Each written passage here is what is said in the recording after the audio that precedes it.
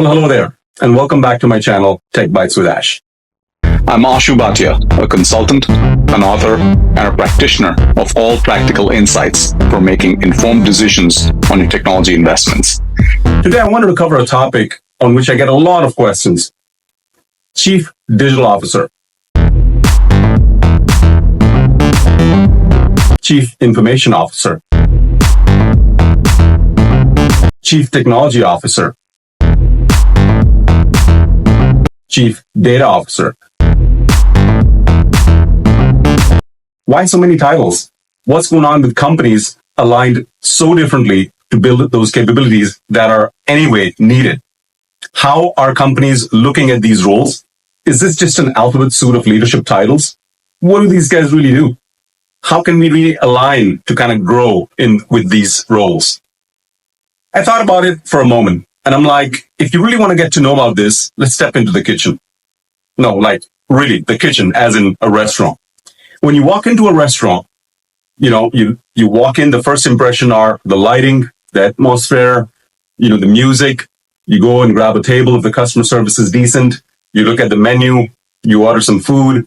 Maybe you're wowed with the food delight, a great pasta, maybe a phenomenal bottle of wine. You kind of finish all of that. You order maybe some very exotic dessert where you've not seen it anywhere else. And then, of course, you pay the bill and you're out of there. What you cherish is the experience. Well, digital technology leadership is kind of like that. Once you walk in and look at a company, what is the company really doing behind the scenes, right? Technology, of course, is the center of almost every business function. How do you keep the lights on?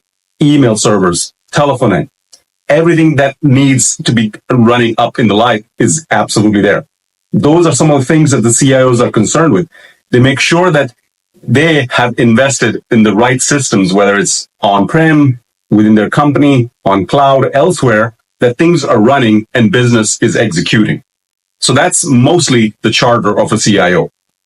CTO is more like a chef, right? He or she is more concerned about the latest things that the customer will be delighted with, right? Whether it's digital products or anything of that sort. So, for example, the master chef in the kitchen is always dealing with trying to make something new with what he or she has, whether it's through technology, through the flavors, etc.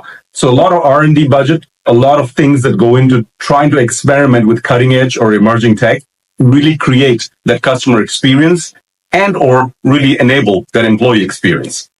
Now, in all of this, the chief data officer, right? He or she is really looking at how to manage the data.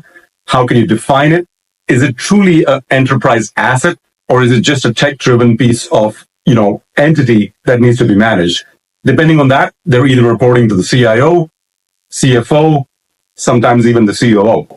Of course, the CFO himself or herself is really looking to make sure that cash flow and risk are managed appropriately. And that's when the bills are being paid and that SKUs that were ordered are being managed, right? So if you really look at all of this, I think it starts with that whole 2x2 dimension of, is it CX, is it EX, or somewhere in between that the company is focused on?